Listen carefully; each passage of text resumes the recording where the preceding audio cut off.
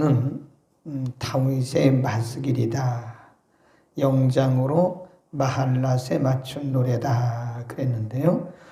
1절에 어리석은 자는 이라고 생각해요. 이렇게 시작을 합니다. 그래서 53편은 어리석은 인생들에 대해서 가르치는 말씀이다. 그렇게 주제를 그렇게 보시면 됩니다. 어리석은 인생.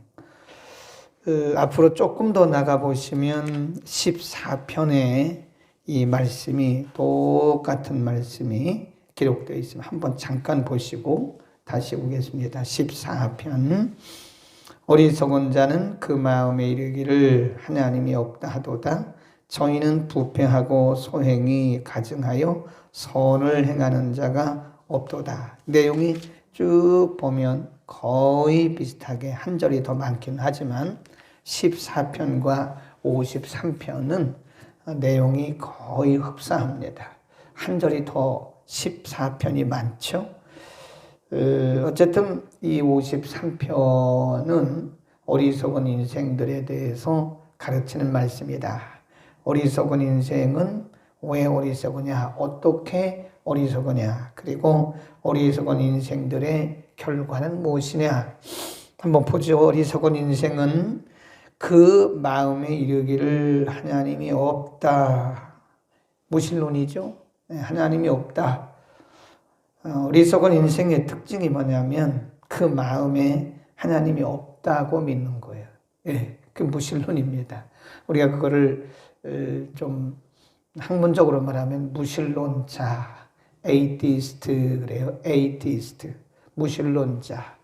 하나님이 없다고 마음에 이르기를 스스로 하나님은 없다. 이렇게 생각한다는 그게 믿음이죠. 예. 하나님이 없다고 믿는 사람들, 그게 어리석은 인생들. 그리고 그렇기 때문에 그 뒤를 보면 저희는 부패하며 가증한 일을 행하며 선을 행하는 자가 없도다. 하나님이 없다고 믿기 때문에 하나님이 그 마음에 없기 때문에 자기가 중심이죠. 그러니까 성경이 그것을 악이라고 보는 거예요. 악. 그러니까 우리가 착각하지 말아야 될 것은 인간의 윤리적으로 도덕적으로 착하게 보여도 마음에 하나님이 없는 것은 그 자체가 악입니다. 악. 하나님이 없이 행하는 모든 일들은 그 자체가 악이에요. 그러니까 사람들이 착각하고 오해하는 것 중에 하나가 저 사람은 착한데 왜 그러냐고. 그 착한 게 아니에요. 인간의 윤리적 도덕적 관점에서 보면 그것이 착하고 온유한 것 같은데, 겸손한 것 같은데 그 마음에 하나님을 두지 않았다면, 그 마음에 하나님이 없다면 행하는 모든 일은 다 악입니다. 그 자체가 부패한 것이고 그 자체가 악이다. 그렇게 보시면 돼요. 그 다음에 2절. 하나님이 하늘에서 인생을 굽어 살피사 지각 있는 자와 하나님을 찾는 자가 있는가 보려 하신즉 3절.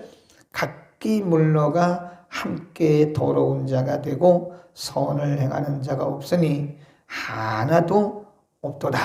왜 그럴까요? 하나님이 없으니까. 마음에 하나님이 없으니까 그 생각 자체가 악하고요. 모든 행동은 생각에서 나오잖아요. 생각 자체가 악한데 행동이 악하지 않을 수가 없죠. 선할 리가 없죠. 하나님이 없는 사람들의 특징이 바로 이거다. 선을 행하지 않는다. 4절 시작. 죄악을 행하는 자는 무지하뇨. 저희가 떡 먹듯이 내 백성을 먹으면서 하나님을 부르지 않는도다. 하나님을 부르지 아니하는도다. 자, 우리 로마서 1장으로 한번 가볼까요? 로마서 1장에 보면 악한 세대에 대해서 한 번 더 말씀하는데요. 로마서 1장 18절부터 갑니다. 인생이 왜 우준하냐, 어리석은가? 하나님을 마음에 두지 않는 인생은 그 자체가 어리석은 거다. 18절 시작. 하나님의 진노가 불의로 진리를 막는 사람들의 모든 경건치 않음과 불의에 대하여 하늘로조차 나타나느니 이는 하나님을 알만한 것이 저희 속에 보임이라. 하나님께서 이를 저희에게 보이셨느니라. 이게 뭐냐면 일반 계시. 하나님이 하나님을 드러내시기 위해서 모든 피조물에 하나님의 속성을 다 넣어 놓으셨어요. 그래서 인간이 조금만 감정이 있으면 하나님을 감지할 수가 있어요. 그 다음에 20, 창세로부터 그의 보이지 않는 것들 곧 그의 영원하신 능력과 신성이 어디에 그 만드신 만물에 분명히 보여 알게 되나니 그러므로 저희가 핑계치 못할지니라. 21 시작. 하나님을 알 때 하나님으로 영화롭게도 아니하며 감사치도 아니하고 오히려 그 생각이 허망하여지며 미련한 마음이 어두워졌나니 스스로 지혜 있다 하나 우둔하게 되었다 그랬습니다. 그 인생의 어리석은 인생들의 모습입니다. 어리석은 인생들은 하나님이 없다고 말합니다. 그 마음에 하나님이 없기 때문에 선행할 수가 없어요. 그 마음이 선할 수도 없고 모든 행하는 일들이 악할 수밖에 없는 것이다. 하나님과 원수가 됩니다. 원수. 그러니까 이 세상에서 많은 사람들이 윤리 도덕이라고 하는 안경을 끼고 사람들을 속이는 거예요. 어떻게 보면 이 사단의 전략일 수 있습니다. 이런 사람도 있잖아요. 저 사람은 예수를 안 믿어서 그렇지 착하다. 그 착한 게 아니라니까요. 저 사람은 하나님을 섬기지 않아서 그렇지 얼마나 착한 줄 아냐. 그 속는 거라니까요. 그게 속는 거지 착한 게 아니에요. 분명히 시편 14편과 오늘 53편에서 그 마음에 하나님이 없는 자 그 자체가 어리석은 인생이라고 그랬고 그 자체가 악인 것이다. 아멘. 로마서 1장 18절 이하에서 사람들은 하나님을 핑계할 수가 없다는 거예요. 왜 그렇죠? 하나님을 알만한 것이 모든 만물에 다 보여 알게 된다. 우리 그거를 일반 계시 그럽니다. 계시는 두 가지가 있는데 특별 계시 성경입니다. 일반 자연 이것은 일반 계시 그래요. 하나님이 인간들이 하나님을 알 수 있도록 모든 것들을 다 동원해 놓으셨어요. 근데 인간들이 사람들이 마음이 하나님 되기를 싫어한다. 그 자체가 어리석은 거다. 그래서 우리가 잠언에 한번 봅시다. 잠언 1장 7절에 보면 진정한 지혜와 진정한 지식이 뭐냐? 한번 보세요. 1장 7절 여호와를 시작. 여호와를 경외하는 것이 지식의 뭐라 그래요? 근본이다. 지식의 근본이오늘 미련한 자는 지혜와 훈계를 멸시한다. 그랬습니다. 여호와를 경외하는 것이 지식의 근본. 근본이란 말은요, foundation. foundation의 말은 기초 그런 뜻이에요. 근본이란 말은 beginning, 시작 그런 뜻입니다.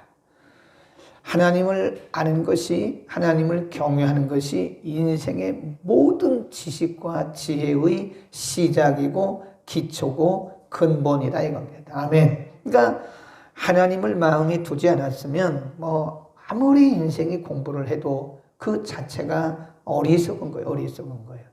인간의 지혜와 지식이 제한된 거지 그게 지혜로운 겁니까?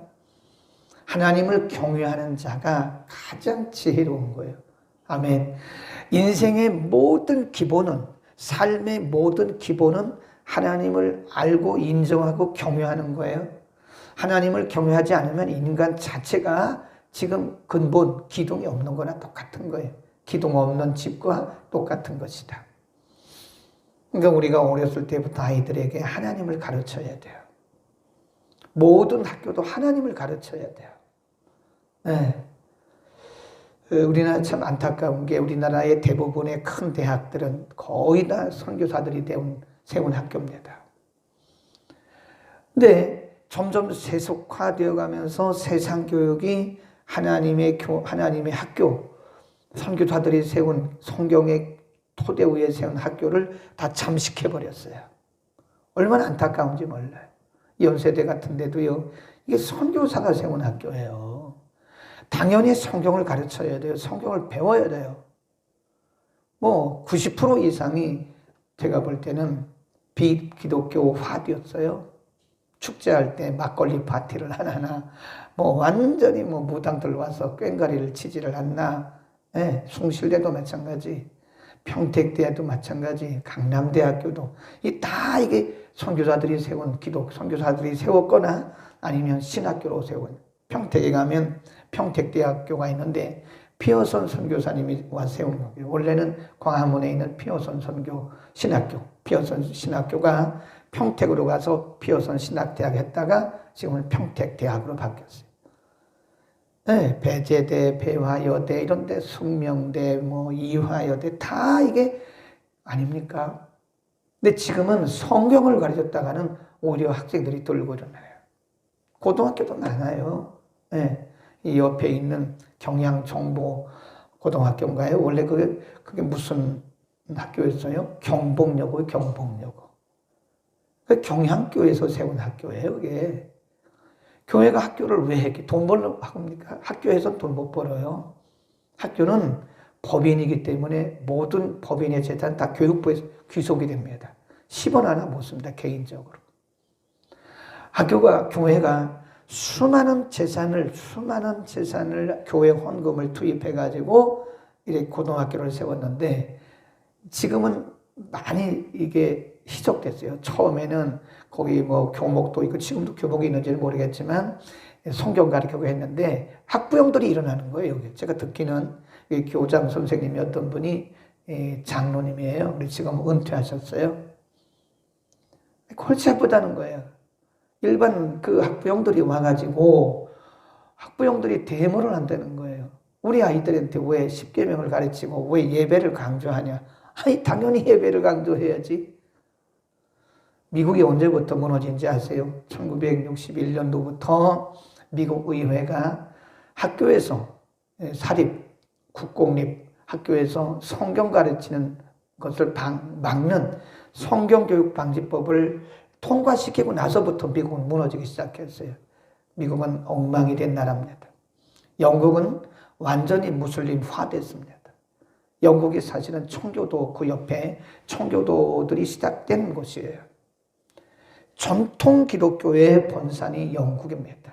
영국은 완전히 무너졌어요. 90% 이상. 그래서 지금 무슬림화 됐어요. 영국은요. 언제부터 이랬나? 하나님을 경외하지 않는 세상의 학문이 사람들의 마음과 학교를 그리고 가정을 사회를 잠식하면서부터 망해가고 있는 거예요. 우리나라도 저는 절대로 예외가 아니라고 생각합니다.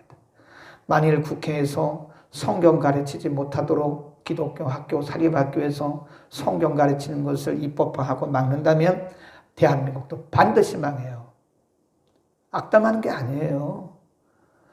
이 성경이 입증하고 있는 거잖아요. 성경이 입증하고 있는 거예요. 성경 가르치는 것을 가로막으면, 하나님을 예배하는 것을 가로막으면 대한민국은 반드시 유럽 쪽 날 수 있다. 미국 쪽 나요. 유치원에서부터 성경을 가르쳐야 됩니다. 그래서 대안학교라는 것을 세웠어요. 이 기독교 대안학교들이 굉장히 많습니다. 제가 알기로 우리나라에 한 300개가 넘어요.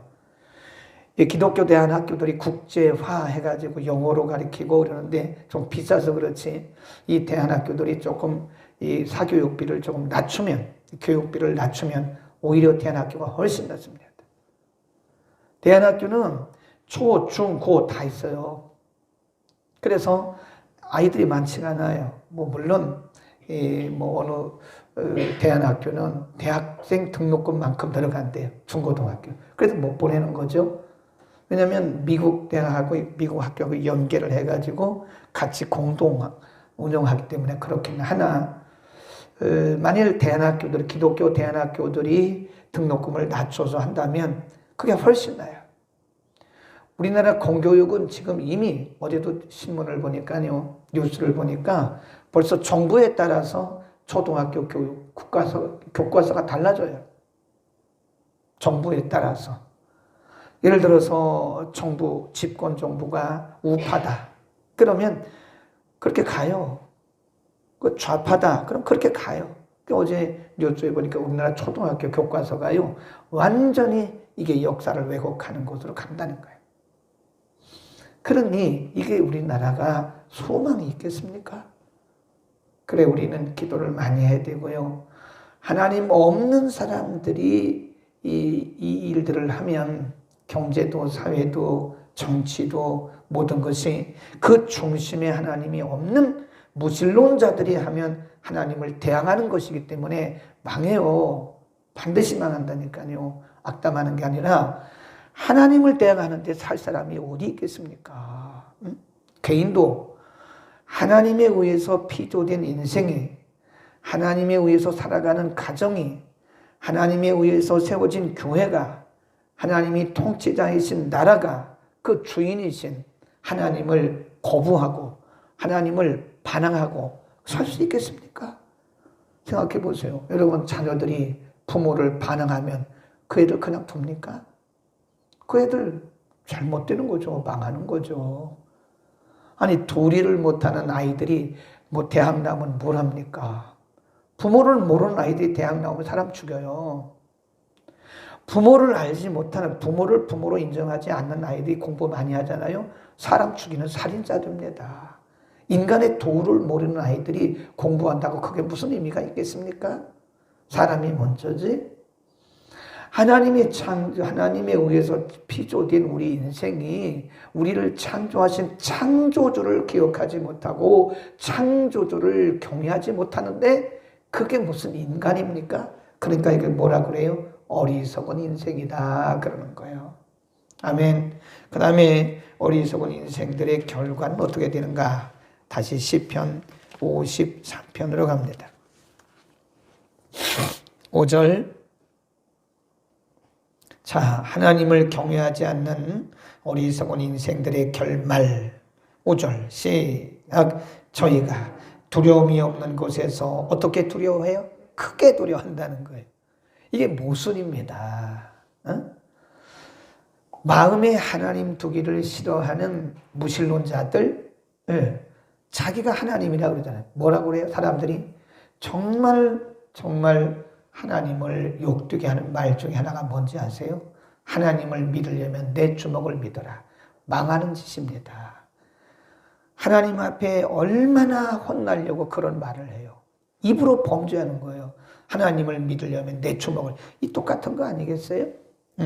그런 사람들은 두려움이 없는 곳에서 크게 두려워하였으니 너를 대적하여 너를 대하여 진친 저희의 뼈를 누가? 하나님이 흩어버리는, 하나님이 흩으시며 하나님이 저희를 버리신 고로 내가 저희로 수치를 당케 한다. 거기 보면 마음에 하나님 두기를 싫어하는 무신론자들에게 하나님께서 저희를 흩어버리시고, 그래서 이 사람들은요 스스로 하나님, 자기가 하나님이에요. 자기가 소유한 돈이 하나님이에요. 그러니까 하나님이 없는 인생들은 자신의 지혜와 지식과 경험과 재물이 하나님인 것처럼 알고 살아가지만 하나님이 분명히 말씀하기를 뭐라 그래요? 두려움이 없는 곳에서 뭐예요? 크게 두려워하죠. 근데 하나님을 믿는 우리들은 뭐예요? 큰 두려움 속에 뭘 누려요? 평강을 누리잖아요. 이게 다른 거예요. 그 다음에 6절 마지막 절. 하나님을 섬기는 자들은 어떻게 하시는가? 시온에서 이스라엘을 구원하여 줄 자 누구인고 하나님이 그 백성의 포로된 것을 돌이키실 때에 야곱이 뭐하며? 즐거워하며 이스라엘이 뭐해요? 기뻐하리로다. 하나님 안에 사는, 하나님을 경외하며 사는 자들에게는 하나님께서 이렇게 일상의 기쁨과 즐거움, 다르게 말하면 샬롬입니다. 샬롬의 은혜를 주세요. 이스라엘 백성들은 샬롬이라고 하는 것을 굉장히 중요시 여깁니다. 우리나라는 전통적으로 쓰는 용어가 있어요. 내자로 된 용어가 있어요. 그게 뭐죠? 만사형통. 이게 이스라엘 백성들이 사용하는 샬롬입니다. 정치, 경제, 사회가 안정된 상태의 샬롬입니다. 우리가 개인적으로 영혼, 육이 안정된 상태, 그게 샬롬이에요. 생각해 보세요. 우리가 돈은 많은데 건강하지 못해요. 그 샬롬입니까? 공부는 많은데 아주 마음이 편치 않아요. 마음이 복잡해요. 그 샬롬입니까? 네. 건강은 한데 인간관계가 안 좋아요. 그 샬롬입니까? 샬롬 아니잖아요. 샬롬이라고 하는 것은 개인적으로 영혼, 육, 지, 정, 의, 또 국가적으로 말하면 정치, 경제, 사회, 문화, 교육, 군사 모든 면에 있어서 안정된 상태를 샬롬이라 그래요. 근데 하나님은 오늘 분명히 6절에서 즐거움과 기쁨을 주신다고 그랬잖아요. 그게 바로 이스라엘 백성들이 말하는 샬롬의 상태인 거예요. 하나님은 그의 백성들, 하나님을 섬기고 하나님을 경외하는 자들에게 샬롬의 은혜를 주십니다. 아멘. 우리가 오늘도 샬롬의 은혜를 누리기를 바랍니다. 하나님을 경외하는 것이 인생의 기본이에요. 아무리 별걸 다 해도 하나님을 경외하지 않으면 그 기본이 안 돼 있는 겁니다. 가끔 여러분 우리는 보면 사람들을 보면요. 기본이 안 된 사람들을 가끔 봐요. 그거 희한합니다. 옛날에는 명문대 나오면 사람이 참 알아줬잖아요. 요즘 명문대 나온다고 알아줄 수가 없어요. 왜냐하면 대학은 명문대 나왔는데 기본이 안 돼 있더라고요. 옛날하고 달라요. 기본이 안 돼 있는 사람들이 참 많아요. 우리가 신앙인들 중에서도 기독교인들 중에서도요. 기본이 안 돼 있는 기독교인이 있어요. 기본이라는 게 뭐예요? A, B, C. 가장 알아야 할 기본이 안 돼 있는 사람이 있다니까요. 네. 어떤 사람은 20년을 교회 다닌 사람인데 식기도를 안 해요. 기본이 안 돼 있는 거죠. 아니 20년 예수를 믿고서도 어떻게 부끄러워서 식기도를 못하는 건가? 왜 식기도를 안 하고 밥을 먹어요? 네. 어떤 사람은 못 배워서 그런 거예요. 그게 안 배웠거나 못 배웠거나 아니면 알고 있는데도 실천을 안 하거나. 남의 집에 가면 제일 먼저 뭐부터 해야 돼요? 성경에 그랬잖아요. 그 집에 평안을 빌라고 그랬잖아요. 마태복음 10장에. 응? 우리가 남의 집에 가거나 남의 사업장에 가거나 어디를 가든지 가면 먼저 그 집을 위해서 기도를 해야 돼요. 예수님 가르쳐 주시잖아요. 그 집의 평안을. 근데 어떤 분들은요. 남의 집에 방문했는데 기도도 안 해. 그냥 이거 장 얼마짜리야? 그게 무슨 상관이 있어요? 이거 집 몇 평이에요? 그게 무슨 상관이 있냐고 그게. 응? 이 집값 얼마 올랐어요? 이 집값 오른 게 무슨 상관이 있어요 그게. 중요한 거는 그 집을 위해서 평안을 필요해야 돼요. 아멘. 근데 가끔 보면 기본이 안 돼 있는 사람들이 있더라고요. 근데 그 다음 진도 못 나가요. 신앙생활도 이 기본이 안 돼 있으면요. 그 다음 진도 못 나갑니다. 그래서 제가 얘기하잖아요. 항상 신앙의 자세를 똑바로 하라고 그러잖아요. 잘못된 것은 빨리빨리 수정해야 돼요. 네. 경험했기 때문에 하는 얘기들이다. 아멘. 기본이 중요합니다. 인생의 가장 중요한 기본이 뭐예요? 하나님을 경외하는 거예요. 하나님을 경외하지 않고 하는 모든 것들은 기본이 안 돼 있는 거예요. 그거 제 말이 아니에요. 여호와를 경외하는 것이 인생의 기본이다 그래요. 기본. 아멘. 오늘 하나님을 경외하는 하루가 되기를 축복합니다. 기도하겠습니다. 하나님을 무시하고 하나님을 부인하고 불신하는 어리석은 인생들에 대해서 공부를 했습니다. 하나님 참 감사합니다. 우리가 하나님을 아버지로 섬기며 하나님을 경외할 수 있는 은혜 주심을 감사합니다. 우리의 평생에 하나님을 경외하는 것이 우리 인생의 가장 중요한 기본, 근본, 시작이 되게 하여 주옵소서. 하나님을 경외함이 없이는 모든 것이 다 허사인 것을 우리가 알게 하소서. 우리 인생의 기본, 우리 나라의 기본, 교회와 사회의 기본이 하나님을 경외하는 믿음이 되게 하여 주옵소서. 하나님을 경외하는 자에게 주시는 하나님의 놀라운 축복을 오늘도 내려 주옵소서. 예수 그리스도의 이름으로 기도드립니다. 아멘.